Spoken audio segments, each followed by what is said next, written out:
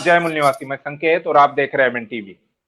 पिछले कुछ दिनों से, पिछले कुछ महीनों से, दिनों से नहीं महीनों से, 3-4 महीने हो गए हैं लॉकडाउन देश में चल रहा है। कोरोना महामारी से भारत ही नहीं पूरी दुनिया जूझ रही है।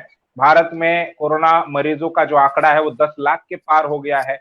एक्टिव केसेस की अगर बात करें तो वो 3 लाख से 3.5 लाख से ज्यादा केस हो गई है। 25,000 से ज्यादा लोगों की मृत्यु हो गई है। और इसी वजह से पिछले 3 महीनों में सरकार ने, यानी केंद्र सरकार ने और राज्य सरकारों ने मिलकर लॉकडाउन किया हुआ था। 3 महीने तक पूरा जो देश है लॉकडाउन में था। किसी प्रकार की कोई एक्टिविटी हो नहीं रही थी। अत्यावश्यक सेवाओं को छोड़कर सभी कुछ बंद बंद था। लेकिन 1 जून से अनलॉक 1, अनलॉक 2 की प्रक्रिया शुरू हो गई है। देश अभी अनलॉक की तरफ बढ़ रहा है और जैसे जैसे अनलॉक बढ़ रहा है, अनलॉक हो रहा है, उसी वक्त में कोरोना मरीजों की जो संख्या है, संक्रमितों के मामले जो है वो बढ़ रहे हैं। और पिछले 3-4 महीने से जो लॉकडाउन चल रहा है उसी में जो एजुकेशन है वो भी बंद है, स्कूल कॉलेज बंद है, एग्जाम नहीं हो रही है।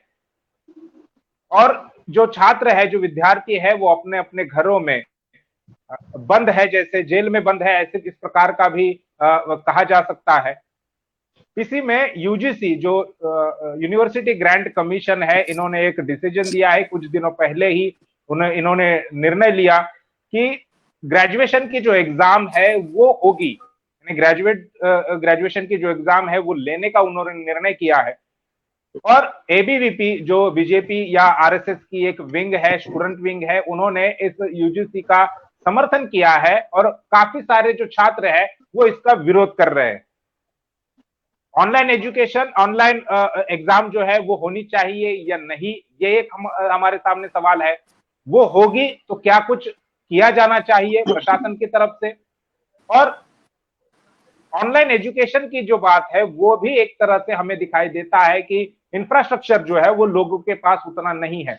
गांव देहातों में इंटरनेट नहीं है, बिजली की समस्या है। तो इन तमाम मुद्दों पर बात करने के लिए हमारे साथ भारतीय विद्यार्थी मोर्चा के राष्ट्रीय महासचिव राकेश गायकवाड़ जी, जो हमारे साथ मुंबई महाराष्ट्र से जुड़े हैं।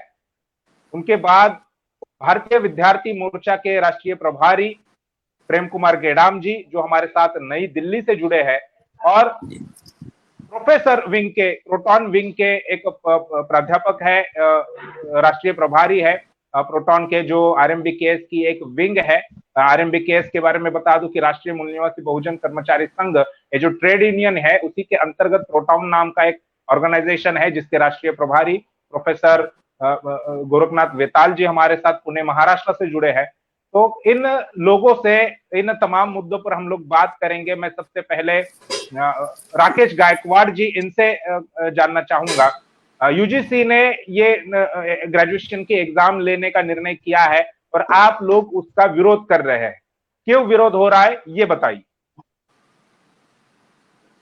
धन्यवाद संकेत जी। यूनिवर्सिटी ग्रांट्स कमीशन के द्वारा 6 जुलाई को हाल ही में एक नोटिफिकेशन जारी किया गया है और उस नोटिफिकेशन में कहा गया है कि सितंबर के एंडिंग तक जो ग्रेजुएशन के जो अंतिम वर्ष के छात्र हैं उनकी एग्जाम्स ली जाए। और ये एग्जाम लेने के लिए उन्होंने कुछ मुद्दे बताए हैं। उस नोटिफिकेशन में कुछ उन्होंने बोल्ड पॉइंट्स बताए हैं। सबसे पहले तो इस लॉकडाउन में ये एग्जाम लेने का जो निर्णय यूजीसी के द्वारा लिया गया है, भारतीय विद्यार्थी मोर्चा का राष्ट्रीय संयोजक होने के नाते मैं यूजीसी के इस निर्णय का, इस नोटिफिकेशन का मैं जाहिर निषेध व्यक्त करता हूं। क्योंकि जैसे आपने कहा कि पिछले 3-4 महीनों से लॉकडाउन घोषित हुआ है और इस लॉकडाउन में केंद्र सरकार द्वारा, राज्य सरकार द्वारा, यूजीसी द्वारा एग्जाम को लेकर जो उनका रवैया रहा है, इसकी वजह से छात्र काफी ज्यादा चिंता में पड़ गए हैं और इन्होंने केवल कंफ्यूजन पैदा करने का काम किया है। कभी कहते हैं एग्जाम होगी, कभी कहते हैं नहीं होगी। इसके वजह से बहुत ज्यादा कंफ्यूजन हमारे छात्रों में पैदा हो गया है। और सबसे पहले तो अप्रैल में नोटिफिकेशन दिया था कि 1 से 15 जुलाई को फाइनल एग्जाम होगी और सिर्फ फाइनल ईयर स्टूडेंट्स की एग्जाम होगी और उसके बाद में उनको प्रॉपर डिग्री और ग्रेड दिए जाएंगे। लेकिन उसके बाद अचानक से 6 जुलाई को उन्होंने ये नोटिफिकेशन जारी किया और अभी कह रहे हैं कि सितंबर एंडिंग में एग्जाम लेने होंगे। इसके वजह से छात्रों में काफी ज्यादा नाराजगी है और काफी राज्यों से इसका विरोध हो रहा है, निषेध व्यक्त हो रहा है। स्टूडेंट्स में काफी ये चर्चा हो रही है और इनफैक्ट ट्विटर पे भी इसका विरोध दिखाई दिया। स्टूडेंट लाइव्स मैटर ये एक ट्रेंड चला गया विद्यार्थियों के द्वारा। तो सबसे पहले तो ये निषेध क्यों व्यक्त किया जा रहा है या भारतीय विद्यार्थी मोर्चा इस यूजीसी के नोटिफिकेशन का विरोध क्यों कर रहा है, ये जानने के लिए सबसे पहले तो हम यूजीसी ने जो नोटिफिकेशन दिया है उसके बारे में हम बात करेंगे। उन्होंने 3 तरीके से एग्जाम लेने को कहा है। सबसे पहला तरीका है कि ऑफलाइन एजुकेशन लिया जाए, एग्जाम ली जाए। उसके बाद में ऑनलाइन एग्जाम ली जाए और तीसरा उन्होंने ऑप्शन दिया है कि ब्लेंडेड तरीके से एग्जाम ली जाए। अगर सबसे पहले हम अगर ऑफलाइन एजुकेशन एग्जाम की बात करते हैं तो ऑफलाइन एग्जाम में क्या होगा, सबसे पहले तो सोशल डिस्टेंसिंग का सबसे पहले हमारे सामने सवाल खड़ा होता है कि अभी जैसे आपने बताया कि कोरोना के आंकड़े अभी 10 लाख से ज्यादा हो चुके हैं। पूरे देश भर में 24 से 25 हजार डेथ हो चुकी है कोरोना की वजह से। और जिस तरीके से लॉकडाउन सरकार द्वारा चलाया जा रहा है, सोशल डिस्टेंसिंग का ये जो मैटर है, ये मैटर अगर सामने ध्यान में रखा जाए तो एग्जाम लेने के लिए बहुत बड़ी दुविधा पैदा हो सकती है।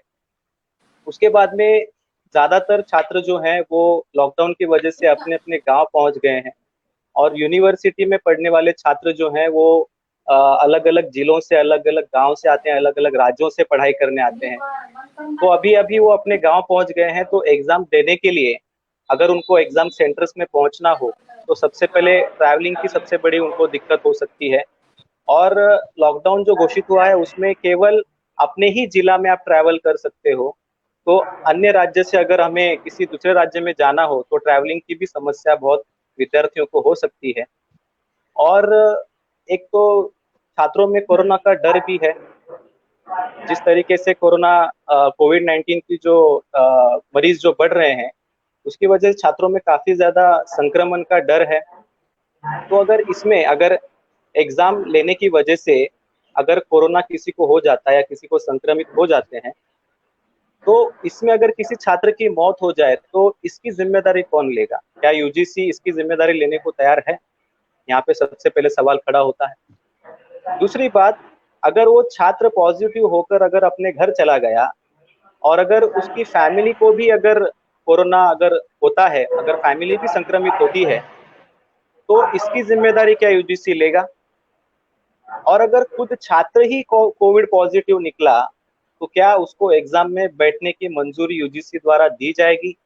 ये बहुत सारे सवाल खड़े होते हैं। सबसे पहला तो मैं इस सोच में पड़ा हूँ कि जब 500 केसेस थे मार्च में, तब उन्होंने एग्जाम को पोस्टपोन किया और आज जब 10 लाख से भी ज्यादा आंकड़े बढ़ रहे हैं कोरोना के पेशेंट्स के और अब वो एग्जाम लेने की बात कर रहे हैं, तो ये बात कुछ समझ में नहीं आ रही।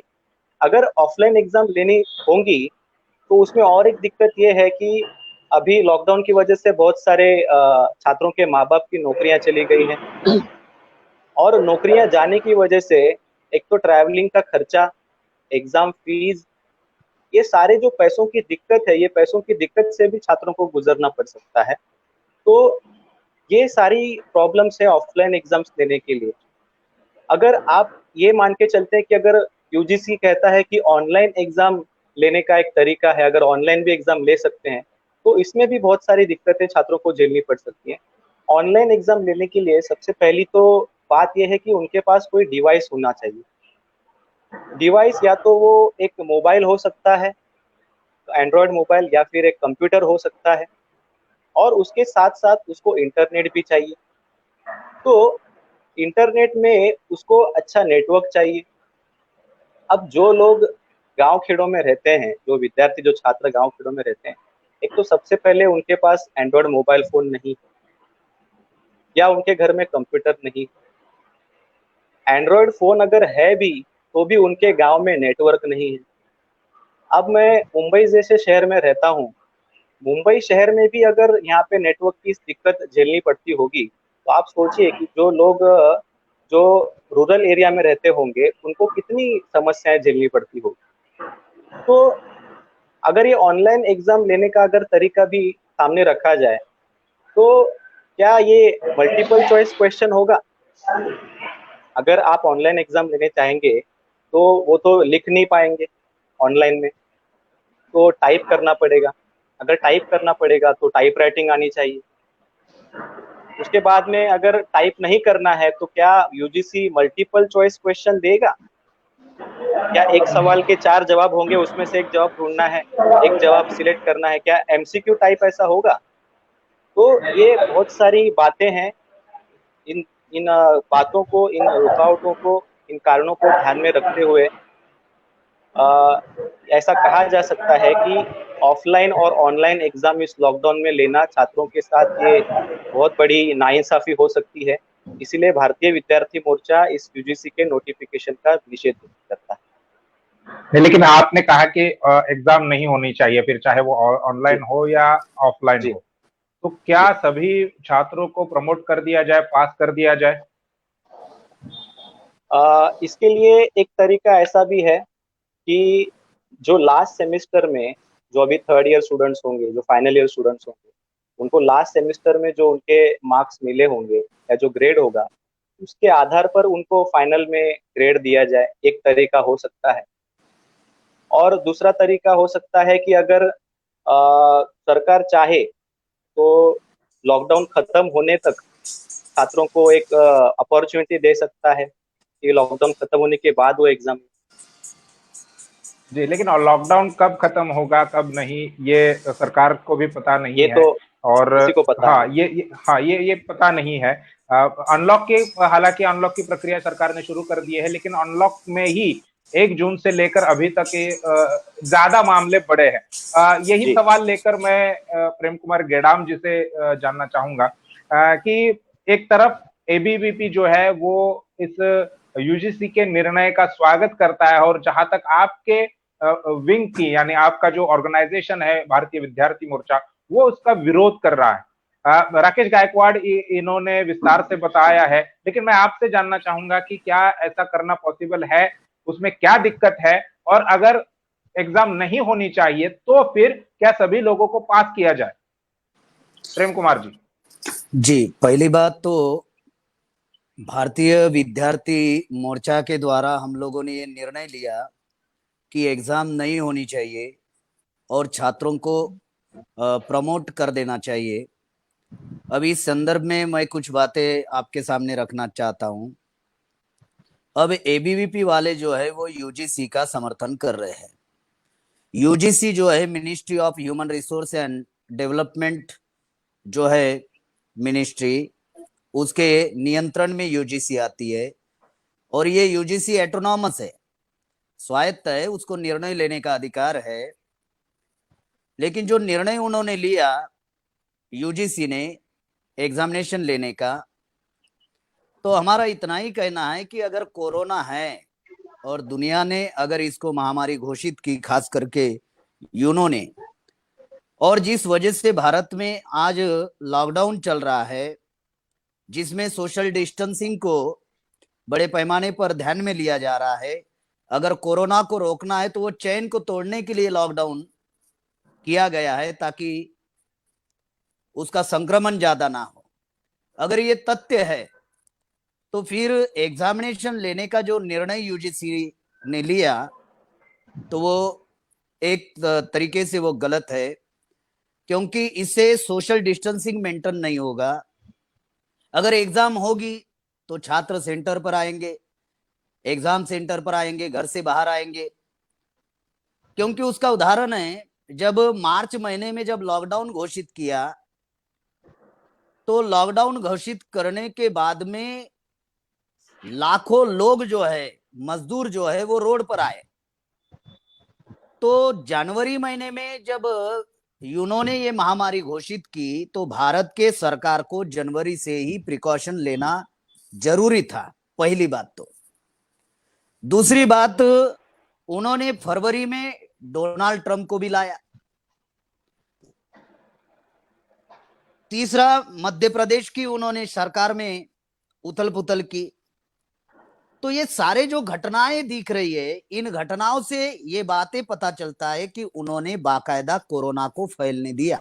अगर जनवरी महीने में अगर ये अलर्ट किया गया कि ये महामारी है, तो एयरपोर्ट सीज किए जा सकते थे, एयरपोर्ट पर चेकिंग की जा सकती थी, प्रोटेक्शन की व्यवस्था की जा सकती थी, या health facilities, higher health facilities provide की जा सकती थी।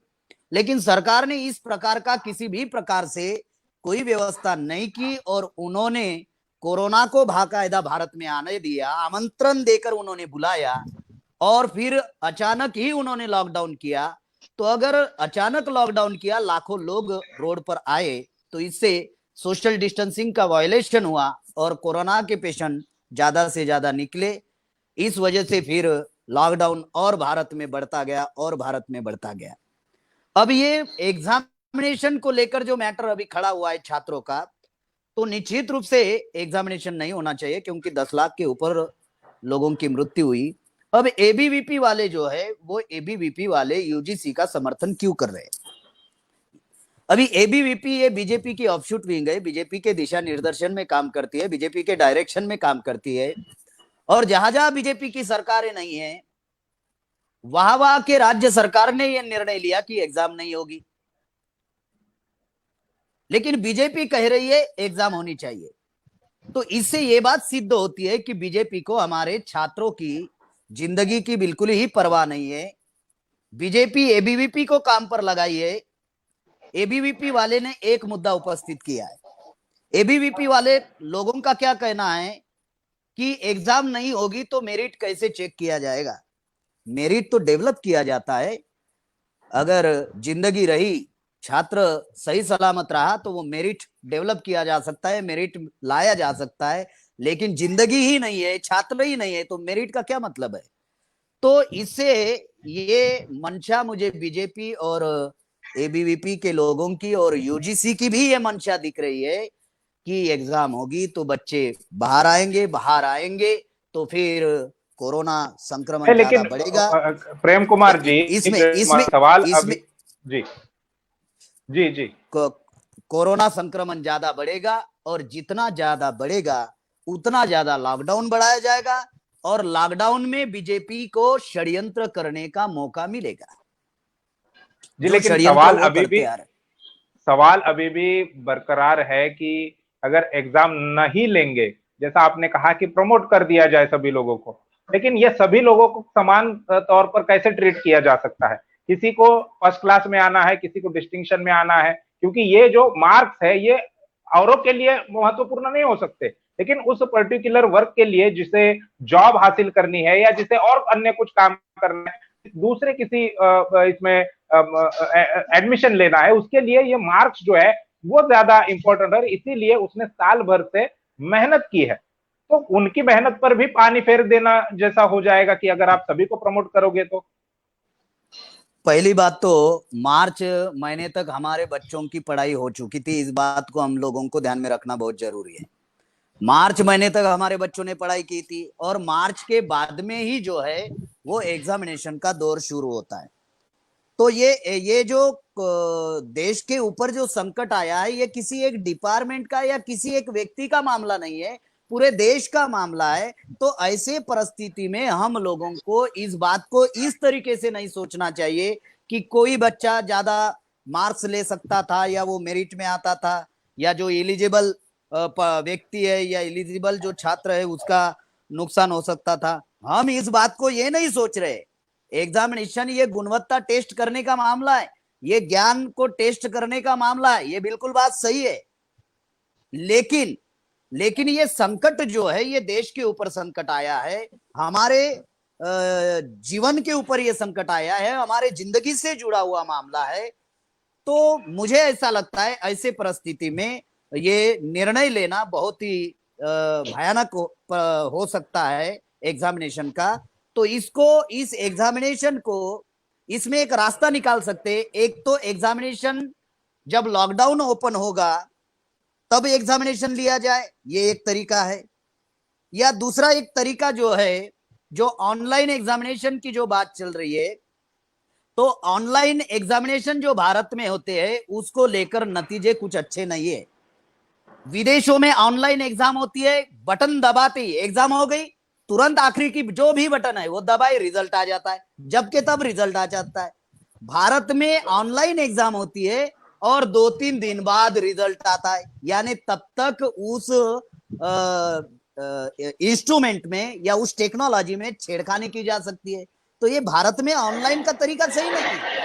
अभी भी विदेशों में एग्जामिनेशन चल रही है, ऑनलाइन एग्जामिनेशन चल रही है। जॉर्जिया में जो यूरोप में है, वहां पर कुछ हमारे छात्र विंग के जो छात्र है विदेश में जो पढ़ाई कर रहे हैं, जो हमारे भारतीय विद्यार्थी मोर्चा से जुड़े हुए हैं, कुछ जॉर्जिया में पढ़ रहे हैं, कुछ ऑस्ट्रेलिया में भी पढ़ रहे हैं, तो उन लोगों ने बताया कि वहां पर अभी भी एग्जाम चल रही है, ऑनलाइन एग्जाम चल रही है।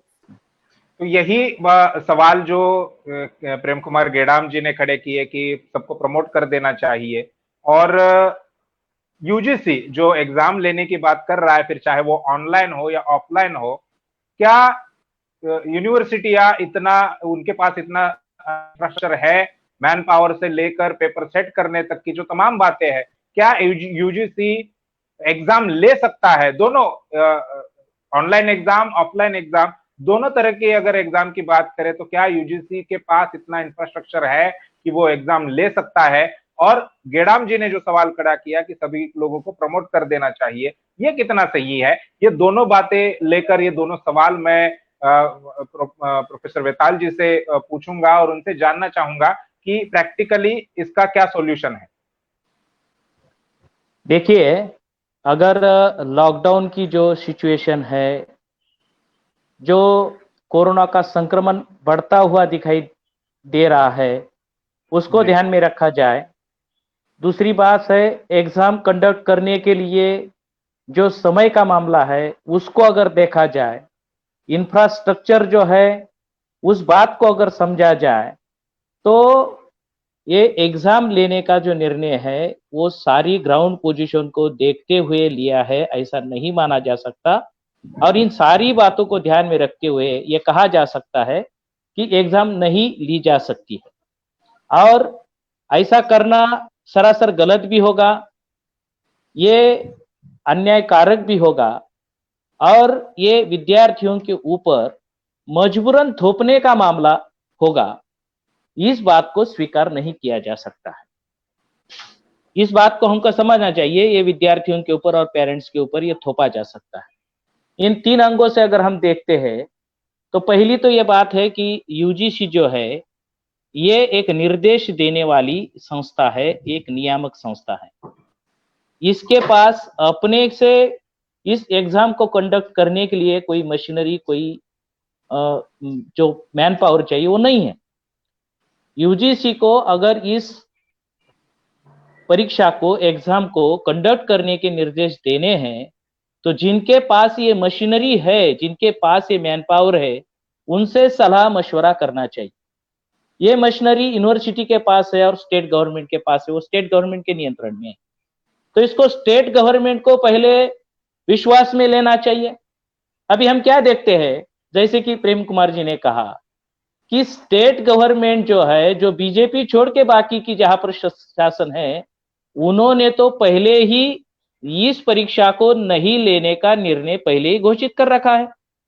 उन्होंने पहले घोषित किया है कि इसको, वो उस ग्राउंड पोजीशन को देखते हुए, कोरोना के संक्रमण को देखते हुए, लोगों की स्थिति को देखते हुए उन्होंने पहले ही घोषित कर दिया है कि एग्जाम फाइनल, पहले तो फाइनल ईयर की लेने की बात कर रहे थे, लेकिन बाद में उन्होंने फाइनल ईयर की भी एग्जाम नहीं होगी ऐसा घोषित किया, और सोच विचार करके उन्होंने किया है। और उतना उन्होंने केवल घोषित नहीं किया, जैसे ही यूजीसी ने इस एग्जाम को लेना चाहिए ऐसा घोषित किया, उन्होंने उसको कोर्ट में चैलेंज भी किया है। कोर्ट में भी स्टेट गवर्नमेंट के इतना सारा विरोध है, जिनके पास मशीनरी है वो विरोध कर रहे हैं, तो किसके आधार पर ये एग्जाम लेना संभव है? तो ये फिजिकल, ये तो ये बात है। दूसरी बात, स्टेट गवर्नमेंट के लोग ऐसा क्यों कर रहे हैं, उसका जो कारण है, उनको ग्राउंड पोजीशन मालूम है कि बढ़ते हुए संक्रमण के आधार को देखते हुए एग्जाम कंडक्ट करना संभव नहीं है, किसी भी तरीके से करेंगे तो भी नहीं। पहला जो तरीका है ये है कि ऑफलाइन एग्जाम किया जाए। अभी ऑफलाइन एग्जाम, पहले तो ऑफलाइन एग्जाम करना है तो 4 महीने यूजीसी को क्या करना चाहिए था, 4 महीने पहले जब स्टेट गवर्नमेंट की जैसे कि निचले स्तर की प्राइमरी हो या सेकेंडरी हो, हायर सेकेंडरी की एग्जाम हो रही थी, एग्जाम की बात हो रही थी, उसी समय ये मसला, उसी समय उसके बाद तुरंत ये यूनिवर्सिटी के एग्जाम भी होने वाले थे। इस मुद्दे को उसी समय जब उठाया गया था, उसकी सारी बहुत चर्चा मीडिया पर हो रही थी। तब उस समय में जब निर्णय बनाना था तो स्टेट गवर्नमेंट जब निर्णय बना रहा था तो उसी समय यूजीसी को हस्तक्षेप करना चाहिए था, उसी समय इस समस्या के संकट को भांपना चाहिए था और उसको आधार बनाकर प्लानिंग उन्होंने करना चाहिए था कि अगर लॉकडाउन बढ़ता है, अनलॉक होता है, सेंट्रल गवर्नमेंट से या स्टेट गवर्नमेंट से संपर्क बना के उसको उन्होंने किस तरीके से लिया जा सकता है। अगर मान लो ऑफलाइन नहीं हो सकता है तो ऑनलाइन की सारी तैयारी जो है उन्होंने करके रखनी चाहिए थी। तो ऐसी कोई तैयारी की है ऐसा कुछ दिखाई नहीं देता है। ऑफलाइन अगर करना है तो शुरू से करना पड़ेगा। पेपर सेटिंग का मामला है, बाद में उसको एग्जाम कंडक्ट करने के लिए पहले तो अगर आपको एग्जाम ऑफलाइन लेना है, ऑफलाइन अगर आपको लेना है तो आपका पहला काम करना पड़ेगा कि अनलॉक को पूरा के पूरा खोल देना पड़ेगा, क्योंकि वो जो स्टूडेंट है वो एग्जाम सेंटर पर पहुंचे, अभी वो अपने गांव में हो गए, किसी अगले दूसरे राज्य में हो सकते हैं, वहां से कैसे आएंगे वो, और उनको रोज जाना, एक दिन थोड़ा ही जाना है, उनको अगर हर समय जाना है तो उसके लिए उनको अनलॉक को पूरा खोल देना पड़ेगा। अनलॉक को पूरा के पूरा खोलने के बाद ही वो फिजिकली कंडक्ट कर वो सेंटर पर आ सकते। फिर सेंटर पर आने के बाद एग्जाम के समय, अभी वो सितंबर में कह रहे, तो सितंबर के सितंबर तक ये कोरोना महामारी का क्या सिचुएशन होगा, कैसी स्थिति होगी, ऐसा तो अभी आज की स्थिति में नहीं बताया जा सकता। अगर आज की स्थिति में देखा जाए तो ये गति बढ़ने की गति को देखा जाए तो सितंबर से तो इससे ज्यादा भयानक स्थिति हो सकती है। ऐसी स्थिति में ऑफलाइन करने की बात करना तो बहुत ही गलत बात है, ऐसा हो ही नहीं सकता, क्योंकि उससे और क्या है, एग्जाम लेना अलग बात है, क्लास में पढ़ाना अलग बात है। पढ़ाने के लिए अगर होता है तो वो अलग बात है, लेकिन एग्जाम लेने के लिए सारे मुद्दों को ध्यान में रखते हुए वहां की एग्जाम की जो ट्रांसपेरेंसी है उसको भी ध्यान में रखना पड़ता है ना। तो ऐसी स्थिति में एग्जाम कंडक्ट करने के लिए ज्यादा मशीनरी लगती है। वहां पर जो सुपरवाइजर होंगे, उसको नियंत्रण करने वाले लोग होंगे, ये बातें हैं। दूसरी बात ये है कि अगर फिजिकली कंडक्ट करना है तो वो मशीनरी को वहां पर लाना होगा। 10% मशीनरी है अभी सारी आस्थापनाओं के पास, एडमिनिस्ट्रेशन के पास, उसके आधार पर ये संभव नहीं है। दूसरी बात है, फिजिकल एग्जाम लेने से एक बात है कि अगर फिजिकली इस तरीके से लागू करना है तो उसका केवल एग्जाम लेने से नहीं होता है, उसके लिए ऑफलाइन लेने के लिए उसकी दूसरी बात है कि एग्जाम लेने के बाद वो बाकी का भी काम है, उसका इवैल्यूएशन करना पड़ता है, कैप लगाना पड़ता है, सेंट्रल वहां पर उसका असेसमेंट होता है, वहां पर प्रोफेसर लोगों को बुलाना पड़ता है। वो सारा काम करने के लिए टाइम टेबल बनाना एग्जाम का भी टाइम टेबल बनाना पड़ेगा। टाइम टेबल एक ब्रांच का बनाते हैं तो ऐसी कई सारी ब्रांचेस है, वो कई सारी ब्रांचेस, एक ब्रांच को कम से कम 8-6-7 सब्जेक्ट होंगे, ज्यादा भी सब्जेक्ट हो सकते हैं, तो 10 दिन का समय जा सकता है। ज्यादा ब्रांचेस है तो 2 महीने तक एग्जाम ही चलती है। अभी 2 महीने फिजिकल एग्जाम चले, ऑफलाइन एग्जाम चलेगी, तो उसके बाद कैप कब होगा, रिजल्ट फीड कब होगा, और रिजल्ट आते आते ये 4-5 महीने का समय, जैसे अप्रैल से जुलाई तक का समय जाता है, उतना ही समय सितंबर के बाद जाएगा। तो सितंबर, अक्टूबर, नवंबर, दिसंबर, जनवरी में इसका रिजल्ट आएगा अगर ऑफलाइन लेते हैं तो फिर वो अगले साल की जो है वो एडमिशन कब लेंगे, एक बात। दूसरी बात ये है कि अभी एग्जाम लेना है तो आपका करंट ईयर का पढ़ाना भी शुरू है ना, तो मशीनरी को आप एग्जाम लेने के लिए एंगेज करोगे या पढ़ाने के लिए एंगेज करोगे? तो वो जब एग्जाम के समय होता है तो उस समय पढ़ाने का काम जो है वो रुका दिया जाता है ना, उसको नहीं होता है, तो वही मशीनरी इधर लगाई जाती है। तो दोनों काम एक साथ नहीं हो सकते। इस बात को भी ध्यान में रखना चाहिए। तब तक के पढ़ाई का काम तो बंद कर देना होगा फिर 2-4 महीने के लिए। तो फिर ये जो ऑफलाइन है ये संभव नहीं। मान लो ऑनलाइन करते हैं, ऑनलाइन आप दूसरा ये ऑप्शन जो है ऑनलाइन करने का, ऑनलाइन करने के लिए भारत की कोई भी यूनिवर्सिटी जो है, एक दो हो सकती है जिनकी जो स्टूडेंट्स की जो एनरोलमेंट है वो कम हो, लेकिन ऐसा सेटअप जो है ऑनलाइन एग्जाम लेने का जो सेटअप है किसी भी यूनिवर्सिटी के पास सेटअप ही नहीं है। उसको पूरा के पूरा खड़ा करना होगा, उसका पोर्टल तैयार करना होगा, हर ब्रांच के एग्जाम के इवैल्यूएशन का सिस्टम बनाना होगा। और दूसरी बात है विद्यार्थियों को इस ऑनलाइन एग्जाम के लिए, क्योंकि जो ऑफलाइन एग्जाम होती है वो डिस्क्रिप्टिव बेस होती है। अगर आपको ऑनलाइन एग्जाम लेना है, ऑफलाइन एग्जाम डिस्क्रिप्टिव बेस होती है, ऑफलाइन एग्जाम आप डिस्क्रिप्टिव बेस जैसे कि राकेश जी ने कहा, तो वो डिस्क्रिप्टिव बेस नहीं ली जा सकती। उसके लिए आपको एमसीक्यू बेस जो है वो लागू करना पड़ेगा। अगर आपको एमसीक्यू बेस करना है तो विद्यार्थियों को इसकी मानसिकता को तैयार करना, क्योंकि जो एमसीक्यू बेस है उसकी जो कठिनाई है वो इससे ज्यादा होती है। वो एमसीक्यू बेस जो है एक कॉम्पिटिटिव एग्जाम में ज्यादा तौर पर इसको अमल में लाया जाता है, तो उसको आप रेगुलर बेस में लागू करेंगे तो जिन लोगों की साधारण या क्षमता होती है उनको अगर आप इस तरीके से एग्जाम देने के लिए कहोगे तो उनका मनोबल गिर सकता है। उनके मनोबल की भी ये है, तो उनका मनोबल गिर सकता है इस सिचुएशन में। और उनकी मानसिकता, अभी 4 महीने में विद्यार्थियों को इस बात को समझाया गया है, उनके पास ये मैसेज दिया गया है कि आपकी एग्जाम होने की संभावना बहुत कम है। तो विद्यार्थियों की जो एग्जाम के लिए मानसिकता है वो नहीं है। मानसिकता बनाने के लिए उनकी तैयारी होनी चाहिए, तैयारी के लिए भी उनको समय देना होगा। दूसरी बात है एमसीक्यू बेस अगर आपको तैयारी करनी है तो उसके लिए उनको वो ट्रेनिंग देना होगा, ये एक बात है। तो ये करने के लिए भी समय चाहिए। ऑनलाइन बेस के लिए अभी तो उतना समय है नहीं है, उसके लिए भी समय चला जाएगा। एक तो ये बात है।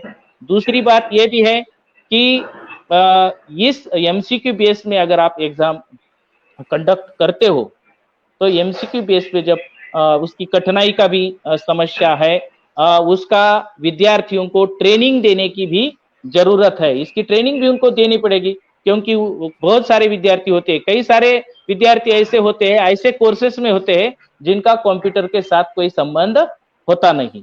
ऐसे भी कोर्सेस हैं जिनका इसके साथ संबंध नहीं है। तो ये बात है, कई सारी विद्यार्थियों के पास इस ऑनलाइन एग्जाम को देने के लिए, अभी आप एग्जाम लोगे तो एग्जाम लेने के लिए राकेश जी ने जैसे कहा कि आपको ऑनलाइन एग्जाम लेने के लिए भी 2 तरीके होंगे। आपको एक तो सेंटर बनाकर जैसे कॉम्पिटिटिव एग्जाम को कंडक्ट किया जाता है उस तरीके से करना होगा। लॉकडाउन की सिचुएशन में वो संभव नहीं है, ना ही सेंटर आपके डेवलप है। तो आपके पास दूसरा रास्ता बनता है कि आप घर से ही एग्जाम को लेने के लिए परमिशन दे। अगर घर के पे ही आप एग्जाम लेने की परमिशन दे देते हैं तो उससे भी 2 समस्याएं खड़ी होती। क्या उनके पास मोबाइल है, नेटवर्क है, मोबाइल हायर करने के लिए उनके पास उतना साधन है, पैसे हैं? ऐसा नहीं है। अभी तो हमने पाया है कि देखो एक 10वीं की ऑनलाइन की एग्जाम, ऑनलाइन के बारे में पढ़ाने के बारे में कुछ विद्यार्थियों ने मांग की, कहा गया था कि उनको ऑनलाइन पढ़ाया जाए, तो उसी समय उनको स्मार्टफोन की जरूरत है। तो ऐसे समय में उन्होंने अपने पेरेंट से ये मांग की कि हमको मोबाइल चाहिए, पेरेंट नहीं दे पाया तो विद्यार्थी ने सुसाइड कर दिया।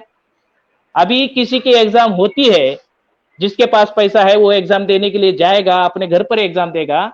जिसके पास पैसा नहीं है, स्मार्टफोन नहीं है, टेक्नोलॉजी नहीं है, वो अगर सही तरीके से उसको लागू नहीं कर जाता है और वो अगर अपसेट हो जाता है, वो अगर निराश हो जाता है, तो वो हो सकता है कि वो सुसाइड करे, डिप्रेशन में चला जाएगा। ये भी एक खतरा है। हमको हमारे विद्यार्थियों का, हमारे देश की संपत्ति का, राष्ट्र की संपत्ति का मनोबल बढ़ाना चाहिए, ना कि मनोबल गिराना चाहिए। लेकिन सवाल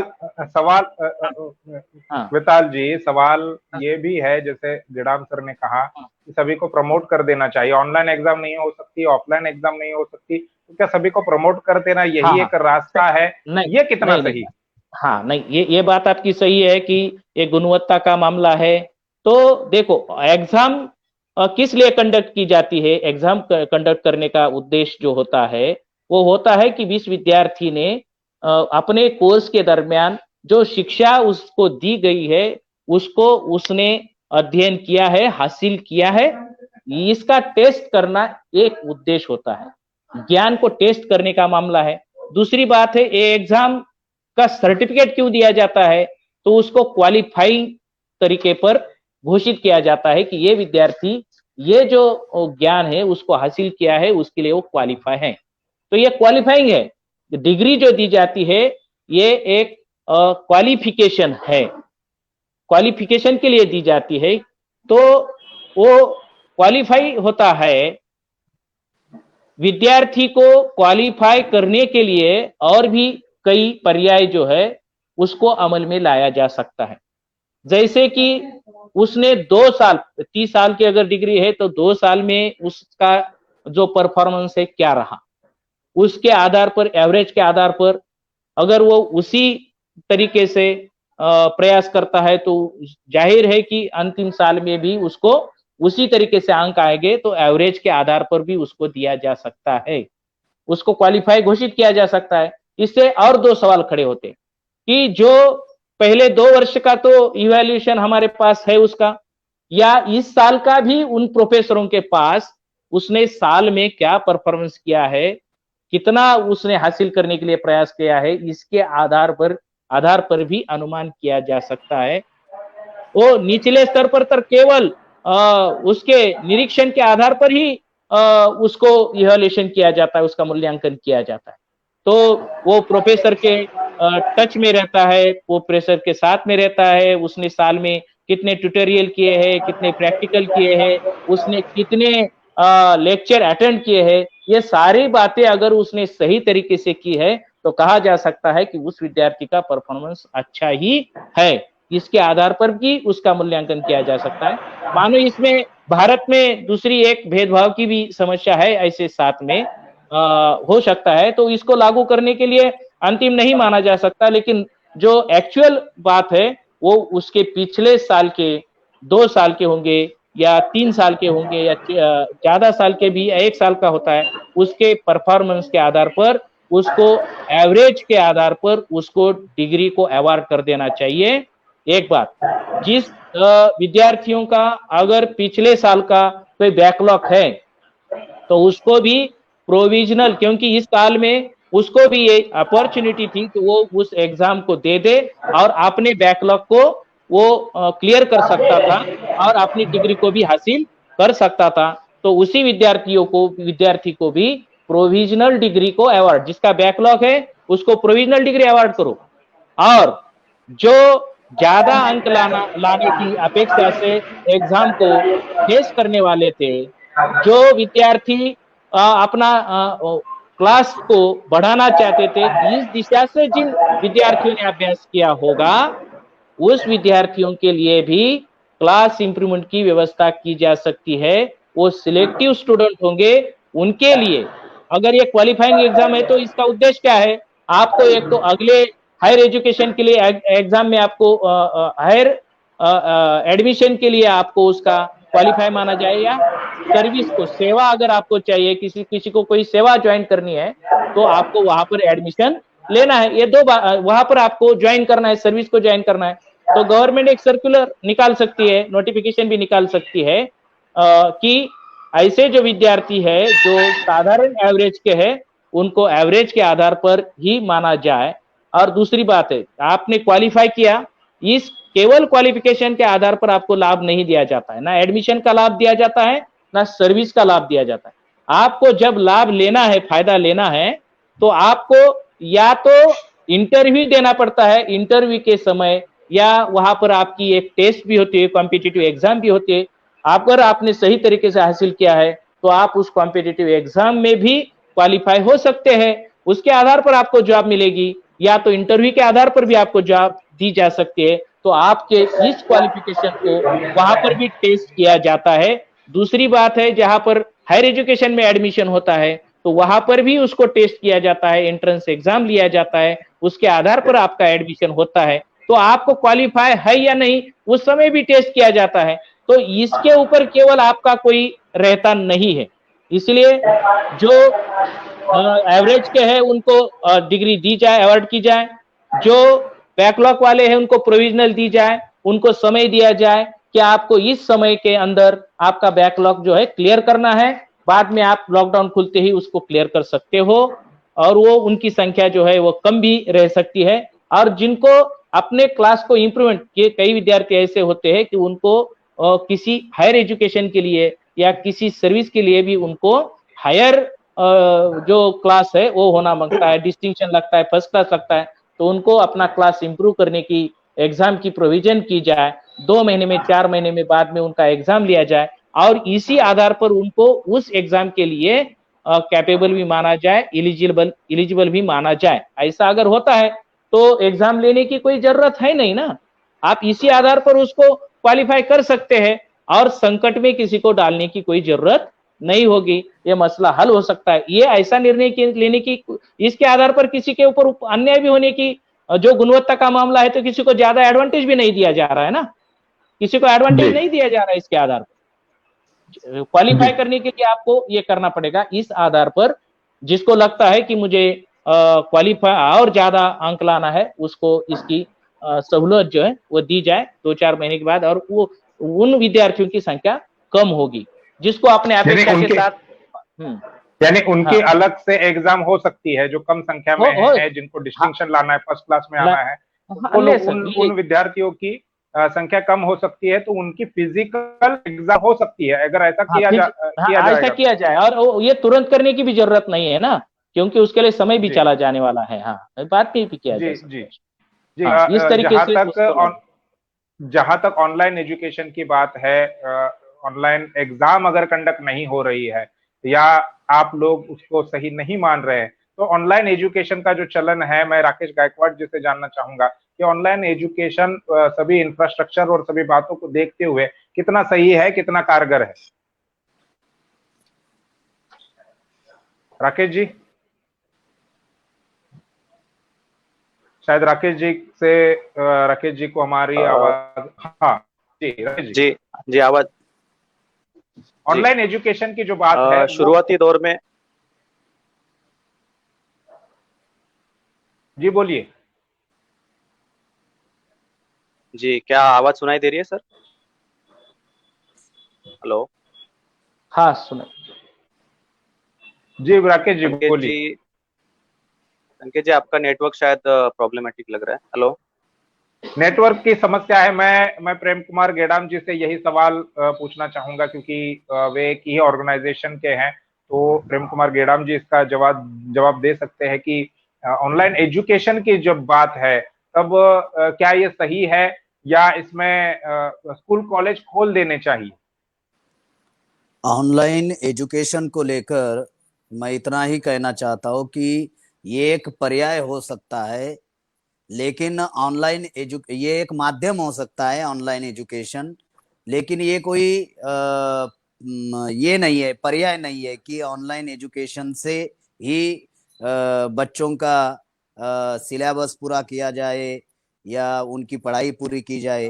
तो ऑनलाइन एजुकेशन ये सिस्टम सही नहीं है, क्योंकि बहुत सारे छात्रों के पास में जो इंफ्रास्ट्रक्चर की बात हम लोग कर रहे हैं, वो इंफ्रास्ट्रक्चर बहुत सारे छात्रों के पास नहीं है। और जब से ये डिजिटल टेक्नोलॉजी आई, तो इस डिजिटल टेक्नोलॉजी का जिस प्रकार से स्कूल कॉलेजेस के द्वारा ये गाइडलाइन, ये मार्गदर्शन, ये पढ़ाई जैसे शुरू होनी चाहिए थी, तो उस प्रकार से कोई कार्यक्रम भी इस देश में सरकार द्वारा किया नहीं गया।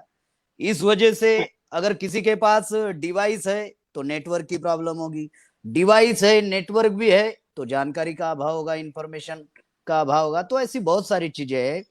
तो इसीलिए ये ऑनलाइन एजुकेशन जो है ये सही तरीका नहीं है।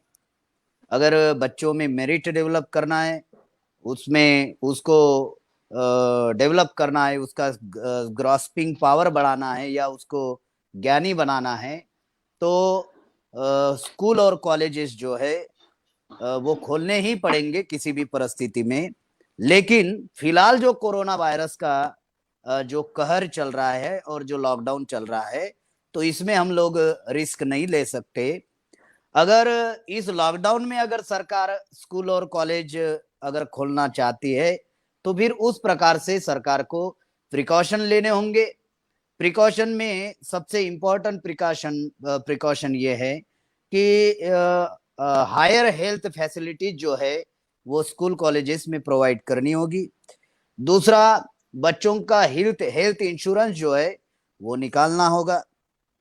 और मान लीजिए अगर कोई बच्चा पॉजिटिव निकलता है तो उस प्रकार को उसको उतना प्रोटेक्शन देना होगा, सिक्योरिटी देनी होगी, या उसके परिवार की और उस बच्चे की भी जिम्मेदारी जो है सरकार को लेनी होगी। लेकिन इन सारी बातों से एक इम्पोर्टेंट बात ये नजर आ रही है, क्या अगर स्कूल कॉलेजेस हम लोग शुरू करते हैं तो क्या माँ बाप अपने बच्चों को स्कूल में भेजेंगे? ये भी एक सवाल है, क्योंकि कोरोना का इतना डर फैला हुआ है। तो स्कूल कॉलेजेस खोलना ये एक विकल्प है, क्योंकि फिजिकली जब तक हम लोग स्कूल कॉलेजेस खोलेंगे नहीं तो ऑनलाइन जो है ये कोई सही तरीका नहीं है। लेकिन इन सारे बिंदु को हमें ध्यान में रखना है कि अभी कोरोना है, लॉकडाउन है, हम विरोध कर रहे हैं एग्जामिनेशन का। क्यों विरोध कर रहे हैं? हमारा क्या ऑब्जेक्टिव है? हम छात्रों की जिंदगी चाहते हैं। मेरिट तो हम डेवलप कर लेंगे। मेरिट डेवलप करने के लिए ये कोई अलग से ये चलाने का कोई कार्यक्रम नहीं, मेरिट निर्माण किया जा सकता है, लेकिन वो छात्र जिंदा रहे तब ना। हम एग्जाम क्यों नहीं चाह रहे? हम छात्रों की जिंदगी चाह रहे हैं, उनकी लाइफ को सिक्योर चाह रहे हैं। लेकिन जो वर्तमान में जो सरकार है उस सरकार का चरित्र ठीक नहीं है। यानी इस साइंटिफिकली युग में उन्होंने ऐसे ऐसे कारनामे किए कोरोना को भगाने के लिए, आपको क्या बताए। तालियां बजाने के लिए लगाई, मेनबत्तियां जलाने के लिए लगाई, प्लेटा बजाने के लिए लगाई। सिर्फ अभी बीजेपी के लोगों को मेरा इतना ही कहना है, अभी घंटा बजाने के लिए लगा, सिर्फ घंटा बजाना बाकी है अभी। इतना यानी इतना बेवकूफ समझ रहे हैं वो, खास करके हम लोगों को, SC ST OBC माइनॉरिटी के लोगों को, कि जो मन में आए वो करने का वो लोग प्रयास कर रहे हैं। हमारे छात्रों का किसी भी प्रकार से लाइफ का वो लोग बिल्कुल ही विचार नहीं कर रहे हैं। वो विचार कर रहे हैं अपनी राजनीतिक दृष्टिकोण से कि एग्जाम अगर होगी तो बच्चे सेंटर पर जाएंगे तो फिर कोरोना का ज्यादा संक्रमण होगा तो लॉकडाउन बढ़ेगा और लॉकडाउन में षड्यंत्र करने का मौका मिलेगा। उन्होंने किया है ना षड्यंत्र। जैसे उन्होंने कामगारों के विरोध में बिल पारित किया, उन्होंने प्राइवेटाइजेशन तेजी से बढ़ा दिया, उन्होंने अयोध्या में जो प्राचीन काल में जिसका नाम साकेत था उसका खोदकाम उन्होंने शुरू कर दिया। यानी जनता को कोरोना का डर बता रहे हैं और लॉकडाउन में ये लोग उटपटांग कामें कर रहे हैं। तो इससे ये सिद्ध होता है कि अगर लॉकडाउन है और कोरोना अगर सही में है तो हमें हमारे छात्रों की लाइफ सिक्योर चाहिए और उसी पक्ष में भारतीय विद्यार्थी मोर्चा खड़ा है। एग्जाम नहीं होनी चाहिए क्योंकि लॉकडाउन है, कोरोना है। ऑलरेडी हमारे बच्चों ने मार्च महीने तक पढ़ाई की है, ऑलरेडी पढ़ाई की है, अभी एग्जाम देने वाले थे और हमारे बच्चे पास होने वाले थे। इस एग्जाम के सवाल पर हमने काफी चर्चा कर ली है। मैं राकेश जी से जानना चाहूंगा, हालांकि उन्हीं के लिए उन्हीं से मैं सवाल पूछा था, लेकिन नेटवर्क सही नहीं होने की वजह से वो जवाब नहीं दे पाए। ऑनलाइन एजुकेशन की जहां तक बात है, एग्जाम नहीं होनी चाहिए, इस पर ऐसे सभी ने अपने अपने तर्क रखे हैं। एजुकेशन की जो बात है वो कितनी सही है? ऑनलाइन एजुकेशन का जो अभी चलन चल रहा है, या इसका पर्याय विकल्प स्कूल और कॉलेज खोल देने चाहिए? सबसे पहले तो आप सभी को ये बात पता होगी, अगर आप स्कूल कॉलेजेस खोलने की बात कर रहे हैं तो आज के समय में जितने भी 10 लाख कोरोना के जो कोविड-19 के पॉजिटिव पेशेंट्स जो पाए गए, इन सभी को क्वारंटाइन सेंटर में जहां रखा गया है वह स्कूल और कॉलेजेस ही हैं। अभी के समय में अगर स्कूल और कॉलेजेस अगर क्वारंटाइन सेंटर है और अगर आप ये सोच रहे हैं कि स्कूल कॉलेजेस खोल दिए जाएं तो सरकार के सामने इंफ्रास्ट्रक्चर की सबसे बड़ी समस्या पैदा हो सकती है कि क्वारंटाइन पेशेंट को कहाँ रखें। क्योंकि हमारे सामने हम देख रहे हैं ना कि सभी कॉलेजेस जो है वो क्वारंटाइन सेंटर बन चुके हैं आज के समय। तो क्या ऑनलाइन ऑनलाइन एजुकेशन ही सही है जैसे चल रहा है? अभी जैसे माननीय प्रेम कुमार गेड़म जी ने बात रखी कि ऑनलाइन एजुकेशन ये केवल एक माध्यम हो सकता है, लेकिन ये कोई पर्याय नहीं है। क्योंकि ऑनलाइन एजुकेशन की बात करें तो सबसे पहले अगर एक डिवाइस के सामने अगर कोई छात्र बैठा है, अगर कंप्यूटर के सामने अगर कोई छात्र बैठा है, तो पढ़ाने वाला तो पढ़ा रहा है, लेकिन क्या उस छात्र को समझ में आ रहा है? जो सामने वाला जो प्रोफेसर पढ़ा रहा है ऑनलाइन, क्या उस छात्र को समझ में आ रहा है? जो पर्सनल अटेंशन जो क्लासरूम के अंदर मिलता है, वो personal attention online education system में नहीं। अगर उस छात्र को कुछ डाउट है, कुछ सवाल है, तो एट अ टाइम अगर मान लो कि 100 लोग ऑनलाइन एजुकेशन का ये क्लास अटेंड कर रहे हैं, तो 100 लोगों में से किसको सवाल है, किसको नहीं है, पर्सनल अटेंशन देना बहुत ज्यादा मुश्किल हो जाता है।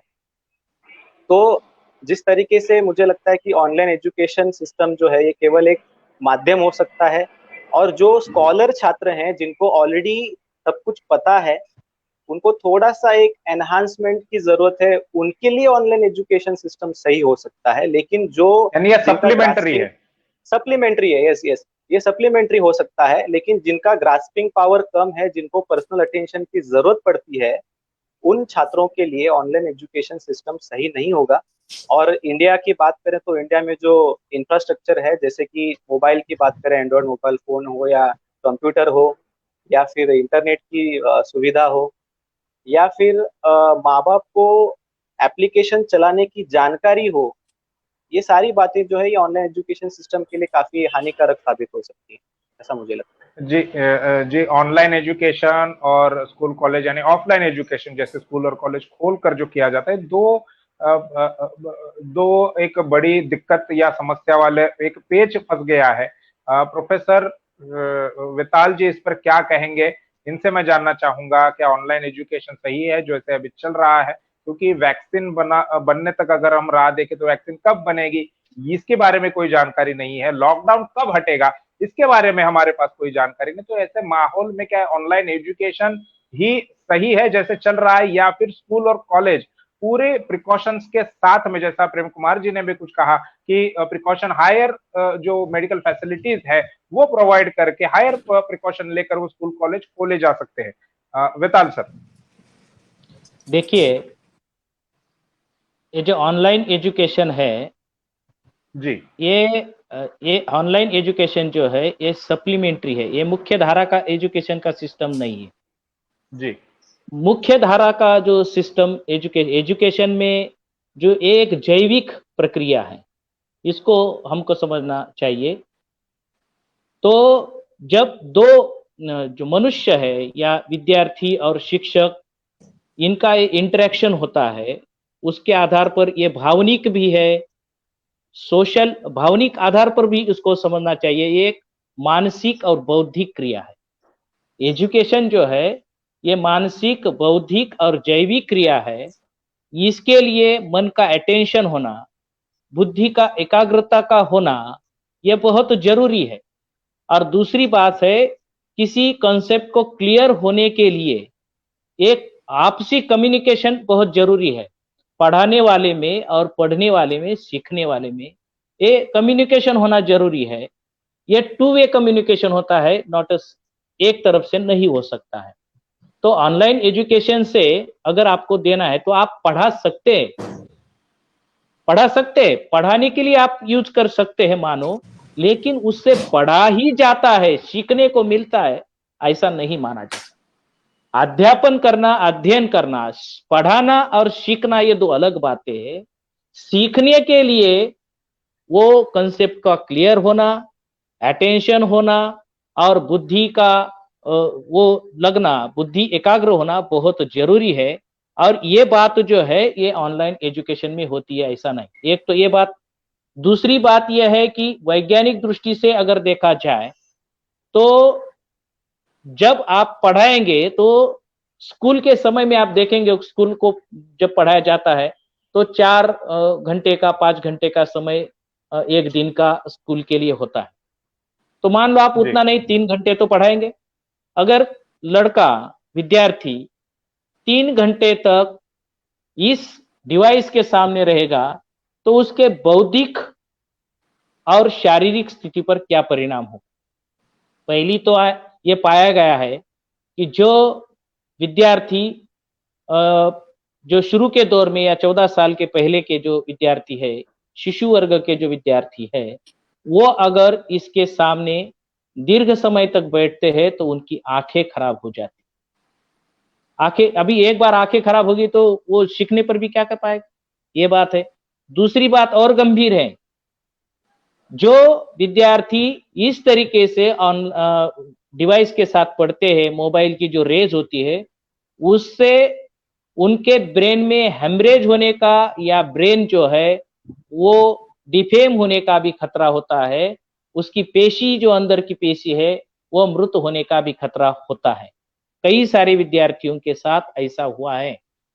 तो इसका मतलब है वैज्ञानिक दृष्टि से, बौद्धिक, उनके अगर सुरक्षा की दृष्टि से देखा जाए तो ये भी कोई पर्याय नहीं है। इसको पूरक सप्लीमेंट्री रखना सही है, सप्लीमेंट्री ही रखा जा सकता है। इसी के ही आधार पर पढ़ाना सही नहीं है, ये घातक भी है। एक बात स्कूल और कॉलेज खोल दिए जाए, सवाल अभी ये है। हाँ, दूसरी बात है, मैं और एक बात आपके नोटिस में लाना चाहता हूँ। ये ऑनलाइन एजुकेशन का जो मामला है वो खड़ा क्यों हुआ।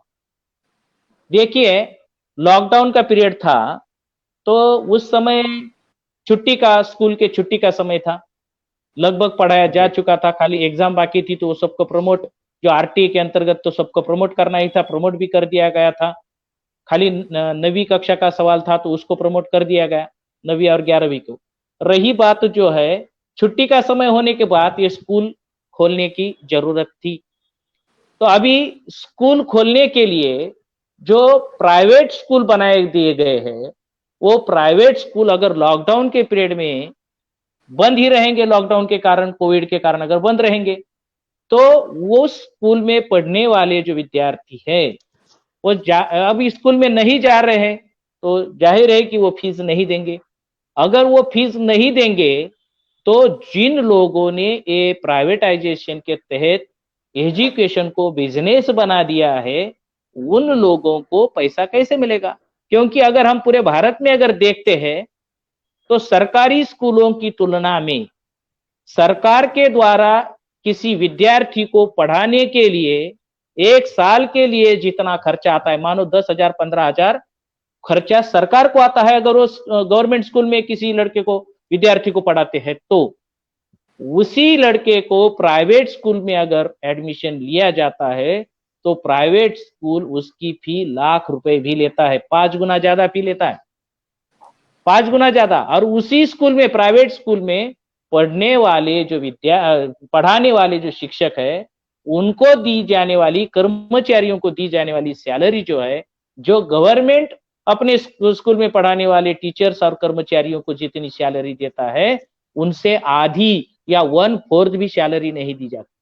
तो इसका मतलब क्या है, ये बीच का ज्यादा फी वसूलना और कम खर्चा करके बीच में जो मार्जिन रहता है वही लाखों करोड़ रुपए के मार्जिन से पैसा कमाना, ये जिन लोगों की धारणा से शिक्षा क्षेत्र में आए हैं उन लोगों की समस्या थी कि हम पैसे कैसे वसूल करें अगर स्कूल बंद रहेगा तो इसीलिए उन्होंने फीस का जो मसला है वो एक अलग है, उस पर भी हम लोग बात करेंगे क्योंकि समय का अभाव है और हमारे पास ये और भी 2 मुद्दे हैं। पहला मुद्दा आप ये क्लियर कर दीजिए कि ऑनलाइन एजुकेशन अगर सही नहीं है जैसा आपने बताया तो क्या स्कूल और कॉलेज को खोलना ये उचित है इस माहौल में?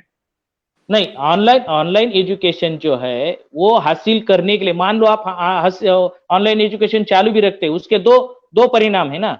एक पहला परिणाम है सभी के पास ये जो है ये डिवाइस नहीं है, तो आप देते भी है तो उसके ऑनलाइन एजुकेशन की हमने बात की, राकेश जी ने भी कहा, प्रेम कुमार गेडाम जी ने भी कहा, आपने भी कहा।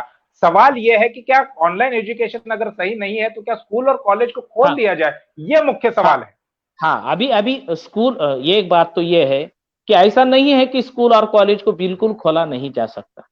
अगर सही तरीके से सही खबरदारी ली जाए तो उसको खोला जा सकता है। जैसे मानो किसी डिवीजन में 60 ज्यादा से ज्यादा 60 विद्यार्थी होते हैं, उन 60 विद्यार्थियों को हम ऑड डे या इवन डे को बुलाए तो 30-30 30-30 जो विद्यार्थी है वो एक दिन के लिए होंगे।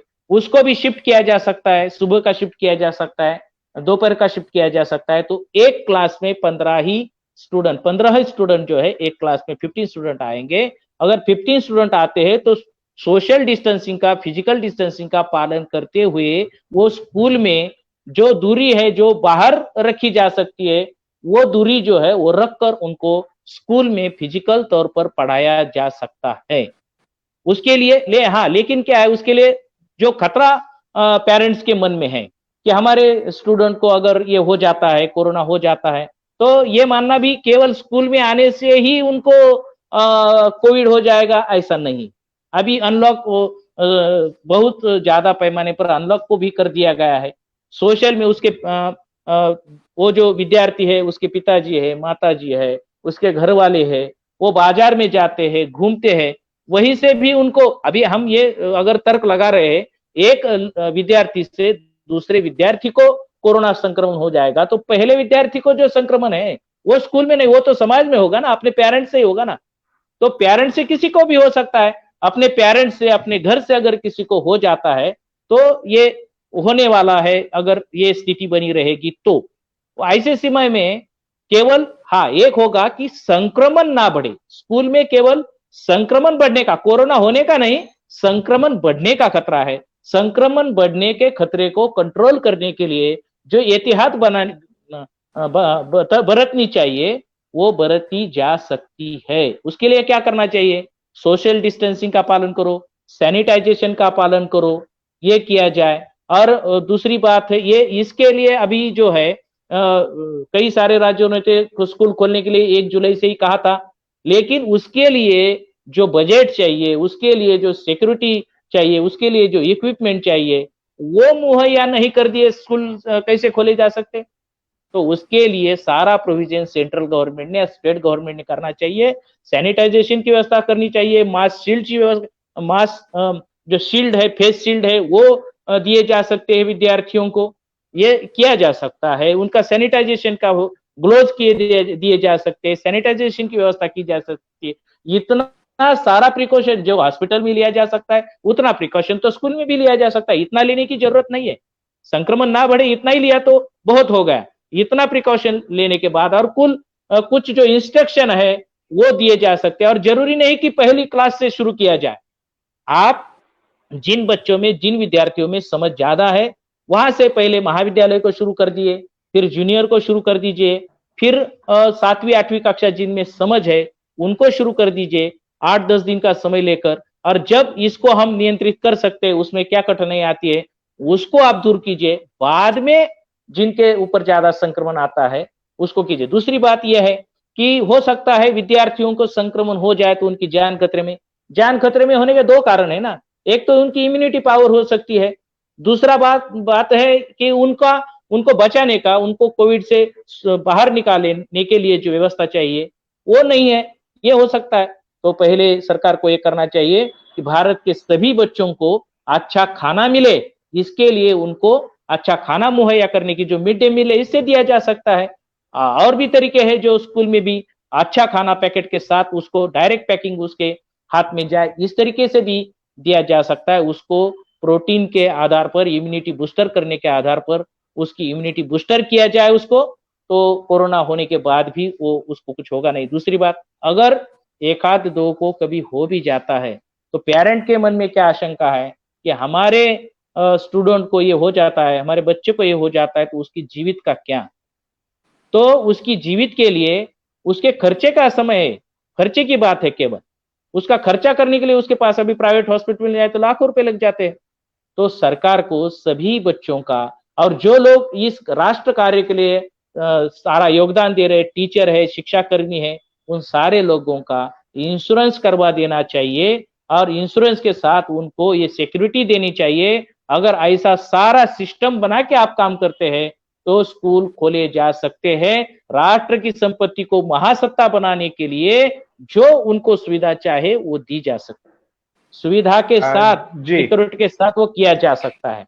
हाँ, ऐसा हो सकता है। जी जी। बहुत सारे प्रिकॉशंस लेने होंगे जिसके लिए बजट की भी आवश्यकता है। केंद्र सरकार ने, नरेंद्र मोदी जी ने जो 20 लाख करोड़ हाँ, सही पैकेज बात का है। जो आह्वान किया है, उसमें एक हाँ, पैसा भी उन्होंने एजुकेशन सिस्टम के लिए नहीं रखा है कि किस प्रकार से हम लोग शिक्षा जो है, स्कूल कॉलेज जो है वो शुरू कर सके। यानी उनकी मंशा नहीं है, यह साफ तौर पर जाहिर होता है। कल सुप्रीम, अब हम आगे बढ़ते हैं, आगे का एक हमारे पास सब्जेक्ट ये है कि कल ही सुप्रीम कोर्ट ने समान एजुकेशन की जो बात है, एक याचिका सुप्रीम कोर्ट में दायर हुई थी, उसमें कहा गया था कि समान एजुकेशन होना चाहिए, लेकिन सुप्रीम कोर्ट ने कहा कि ये नीतिगत मामला है, सरकार की नीतियों का मामला है, हम इसमें हस्तक्षेप नहीं कर सकते। तो ऑनलाइन एजुकेशन की जहां तक बात है या ऑफलाइन एजुकेशन की बात है, समान एजुकेशन, समान शिक्षा जो है वो भी सरकार देने नहीं दे रही है।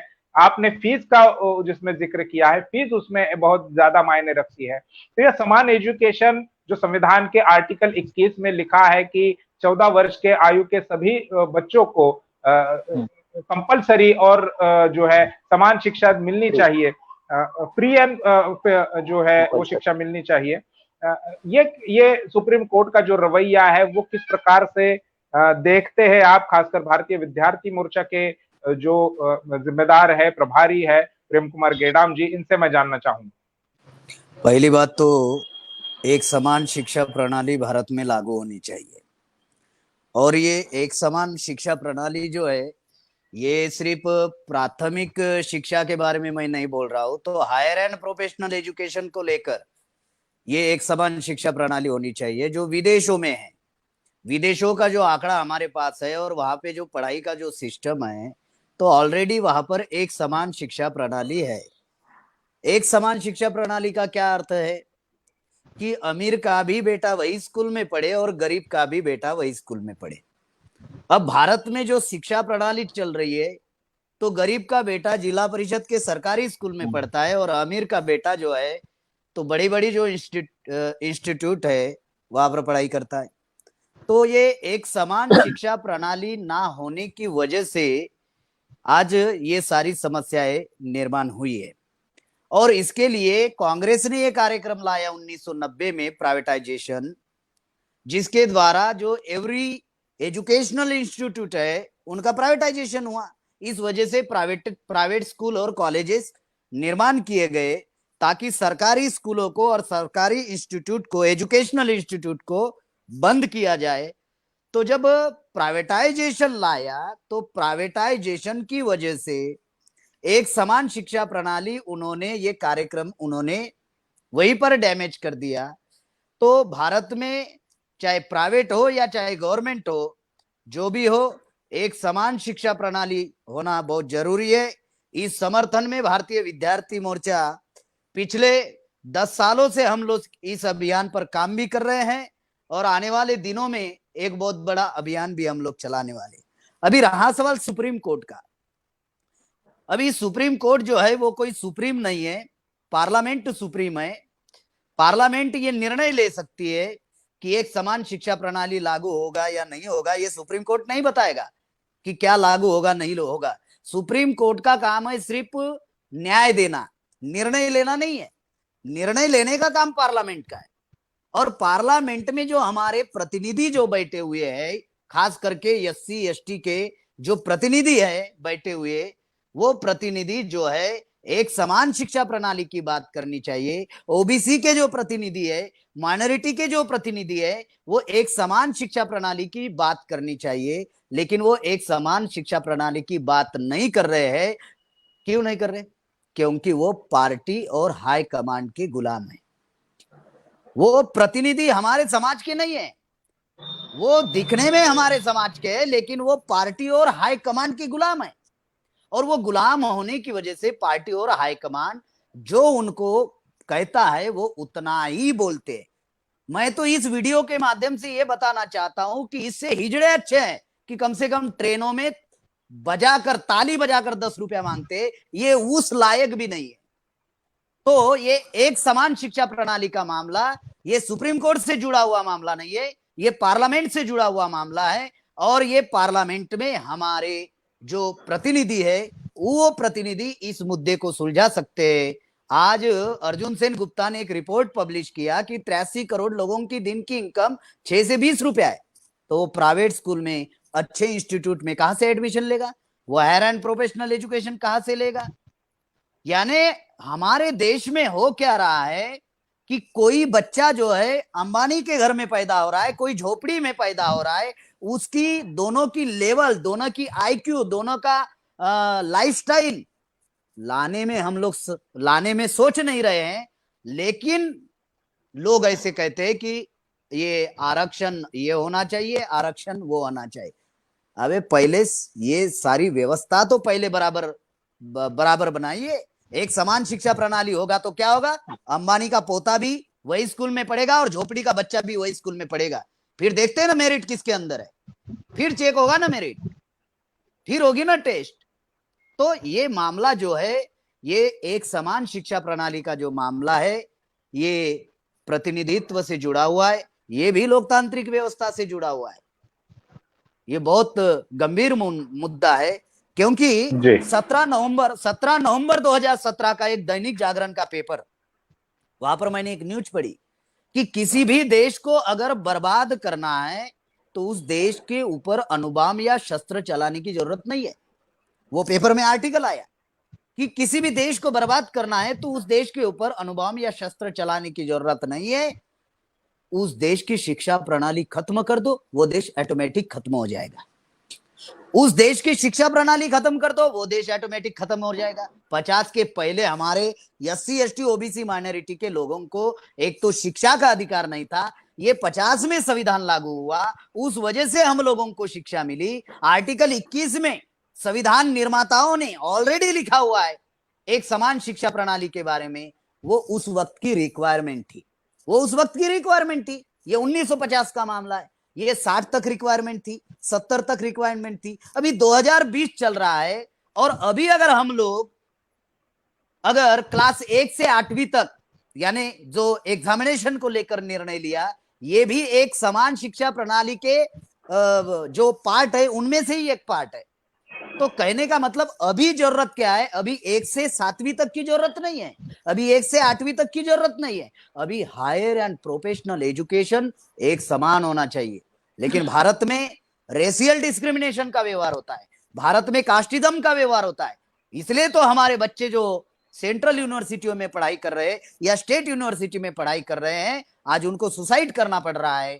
ये क्यों हो रहा है ऐसा? तो भारत में एक समान शिक्षा प्रणाली ना होने की वजह से ये सारा सिस्टम हो रहा है। क्योंकि जब बच्चा हमारा मेरिट में आता है, टैलेंट होता है, फिर भी वो ओपन में फाइट नहीं कर सकता। यानी हमारे बच्चे के अंदर टैलेंट है तो वो ओपन में फाइट नहीं कर सकता, उसको कैटेगरी में डालते। और जब बच्चा कैटेगरी से फाइट करता है तो लोग क्या बोलते? अरे ये रिजर्वेशन की था, इस वजह से ये आया। यानी ये जो जिस प्रकार से हरासमेंट हमारे छात्रों के बीच चल रही है, अगर एक समान शिक्षा प्रणाली होगा तो रेशियल डिस्क्रिमिनेशन का मामला समाप्त होगा, कास्टिज्म का भी मामला समाप्त हो सकता है। लेकिन भारत के मनवादी ब्राह्मणवादी लोगों को, ये कांग्रेस बीजेपी कम्युनिस्टों को ऐसा होने देना नहीं है, क्योंकि इनके ऊपर इनकी राजनीति बनी हुई है, रेशियल डिस्क्रिमिनेशन के ऊपर इनकी राजनीति बनी हुई है, कास्टिज्म के ऊपर इनकी राजनीति बनी हुई है। इसीलिए ये लोग एक समान शिक्षा प्रणाली ये लोग लागू नहीं करने वाले हैं और ना ही इसके ऊपर ये लोग चर्चा करते। इसीलिए तो इन्होंने सुप्रीम कोर्ट में याचिका दाखिल की। ये सुप्रीम कोर्ट में याचिका कोई SC ST OBC ने थोड़ी दाखिल की, ये तो अपर कास्ट के व्यक्ति ने दाखिल की। कहने का मतलब यह है, भारतीय विद्यार्थी मोर्चा हम लोग एक समान शिक्षा प्रणाली का समर्थन करते हैं। ऑलरेडी संविधान में लिखा हुआ है, बस वर्तमान परिस्थितियों को ध्यान में रखकर उस पर अमल करना है। अगर एक समान शिक्षा प्रणाली अगर भविष्य में लागू नहीं होगी तो जितने भी विधायक और सांसद हमारे देश के, खास करके SC ST OBC के, उनके घर के सामने घंटा बजाओ आंदोलन हम लोग शुरू करने वाले हैं एक समान शिक्षा प्रणाली को लेकर। जी शुक्रिया प्रेम कुमार जी और तमाम जितने भी हमारे पैनलिस्ट है प्रोफेसर वेताल जी, विद्यार्थी के जो प्रतिनिधि के तौर पर हमारे साथ जुड़े, राकेश गायकवाड़ जी और प्रेम कुमार गेडाम जी, इन सभी का मैं आभार व्यक्त करता हूँ। 1-1.25 घंटे से ज्यादा हम लोग इस पूरे एजुकेशन सिस्टम पर जो अभी चल रहा है उस पर हमने चर्चा की। चर्चा का निचोड़ अगर बताया जाए तो ऑनलाइन एग्जाम की जहां तक बात है, या एग्जाम लेने की जो बात यूजीसी ने कही है, वो ना ऑनलाइन अभी इस माहौल में पॉसिबल है और ना ही ऑफलाइन पॉसिबल है। इसमें वेताल जी ने जो सुझाव दिया है कि जिन लोगों को जो लोग डिस्टिंक्शन में आना चाहते हैं या फर्स्ट क्लास में आने के लिए जिन लोगों ने मेहनत की है, पढ़ाई की है, उन लोगों की अलग एग्जाम हो। जो लोग एवरेज पिछले 2 सालों का, 3 सालों का जो एवरेज है उसके आधार पर कुछ लोगों को उनका रिजल्ट दिया जा सकता है और कुछ लोगों को प्रोविजनल सर्टिफिकेट भी दिया जा सकता है। जहां तक ऑनलाइन एजुकेशन की बात है तो ऑनलाइन एजुकेशन, जैसा सभी ने कहा कि ये विकल्प नहीं है, ये एक सप्लीमेंटरी है। तो स्कूल कॉलेज खोलने होंगे, लेकिन खोलने के लिए यह जिम्मेदारी केंद्र सरकार, सबसे बड़ी जिम्मेदारी केंद्र सरकार की होगी, फिर राज्य सरकार की होगी और उसके बाद उस कॉलेज और स्कूल का जो प्रशासन है उनकी जिम्मेदारी होगी सभी प्रकार के प्रिकॉशंस लेकर। जी संकेत जी, इसमें एक बात है कि जैसे हमने कहा कि ऑनलाइन एग्जाम एक पर्याय है या एक माध्यम है, लेकिन ये कारगर साबित नहीं होगा या ये कोई अंतिम ये नहीं है, ये सप्लीमेंट्री है। दूसरा, हम एग्जाम आज वर्तमान में परिस्थितियों को ध्यान में रखकर, कोरोना लॉकडाउन को ध्यान में रखकर हम एग्जामिनेशन नहीं होनी चाहिए इस रेफरेंस में। इसका मतलब भविष्य में कभी भी एग्जाम नहीं होगी, ऐसी बात हम लोग नहीं कर रहे। ये बात समझना बहुत जरूरी है। दूसरा, जो हम लोग स्कूल कॉलेजेस खोलने की जो बात कर रहे हैं, वो स्कूल कॉलेजेस खोलने की बात हम किस आधार पर कर रहे हैं? परिस्थितियों को ध्यान में रखकर। अगर परिस्थिति कंट्रोल में है तो उस आधार पर अगर उस प्रकार की अगर हायर हेल्थ फैसिलिटीज या मेडिकल फैसिलिटीज अगर प्रोवाइड होती है तो स्कूल कॉलेजेस बिल्कुल ही खोलना चाहिए, लेकिन जरूरी नहीं कि वो कल खोलनी चाहिए, परिस्थितियों को ध्यान में रखकर। नहीं तो क्या होगा? नहीं तो ये होगा कि हम एग्जाम नहीं लेने की बात कर रहे हैं और फिर स्कूल कॉलेजेस भी खोलने की बात कर रहे हैं, तो ये गलत मैसेज हम लोग बिल्कुल नहीं देना चाहते, परिस्थितियों को ध्यान में रखकर। लेकिन आज की परिस्थिति ऐसी है कि हम लोग एग्जाम नहीं ले सकते, उसको प्रमोट करना छात्रों को यही एक पर्याय हो सकता है। और दूसरा, स्कूल कॉलेजेस खोलने की बात जो है तो परिस्थितियों को ध्यान में रखकर और उस प्रकार की फैसिलिटीज प्रोवाइड करनी होगी। इस रेफरेंस में मैं सरकार का एक बयान आपको बताना चाहता हूं, इसलिए मैं बीच में ही अपनी बात शुरू किया। सरकार ने कहा कि अगर किसी भी छात्र को या किसी भी व्यक्ति को, छात्र के रेफरेंस में कहा कि किसी भी छात्र को अगर वो कोरोना पॉजिटिव होता है तो उसको 1 लाख रुपए देंगे, और अगर उसकी मृत्यु होती है तो उसको 3 लाख रुपए देंगे। ये एक जो बात अभी सामने आई है कि अगर छात्र को कोरोना होता है, पॉजिटिव है, तो 1 लाख मिलेगा, अगर मृत्यु होती है तो 3 लाख मिलेगा। अभी जो प्रोफेशनल एजुकेशन वाले जो छात्र है, डॉक्टर, वकील, इंजीनियर है, अभी मेडिकल क्षेत्र के स्टूडेंट का अगर देखा जाए तो पढ़ाई करने के लिए, उनका कोर्स कंप्लीट करने के लिए करीबन 15 लाख 20 लाख रुपए लग जाते हैं, और कोरोना से मर गया तो 3 लाख मिलेंगे, कोरोना पॉजिटिव निकला तो 1 लाख मिलेंगे। यानी ये जो सरकार जो है, ये नरेंद्र मोदी जी की सरकार नहीं है, बल्कि ये आरएसएस की सरकार है, ये मोहन भागवत जी की सरकार है, ये अपर कास्ट लोगों की सरकार है, मनवादी ब्राह्मणवादी लोगों की सरकार है। ये लोग हमारे बच्चों को मारने पर तुले हुए हैं। चुनाव जीतने के लिए जैसे बॉर्डर के सिपाहियों का इस्तेमाल करते हैं, उसी प्रकार से लॉकडाउन बढ़ाने के लिए हमारे छात्रों का इस्तेमाल करने का प्रयास कर रहे हैं। इसलिए ये लालच दे रहे कि पॉजिटिव मिलेगा तो 1 लाख और मर गए तो 3 लाख। हाँ, तो ये लालच देने का अभियान चला रहे हैं, तो ये गलत बात है। इसलिए एग्जाम नहीं होनी चाहिए, बच्चों को प्रमोट करना चाहिए। ऑलरेडी बच्चे हमारे पढ़ाई कर चुके थे, पास ही होने वाले थे। और दूसरा, ऑनलाइन एग्जाम ये एक माध्यम है, ये पर्याय नहीं, सप्लीमेंट्री है। स्कूल कॉलेजेस खोलना चाहिए, लेकिन परिस्थितियों को ध्यान में रखकर खोलना चाहिए और उतनी प्रकार की फैसिलिटीज वहां पर प्रोवाइड करनी चाहिए और ये एक पर्याय हो सकता है। ये मुझे इतना कहना था इस संदर्भ में। जी शुक्रिया आप सभी का।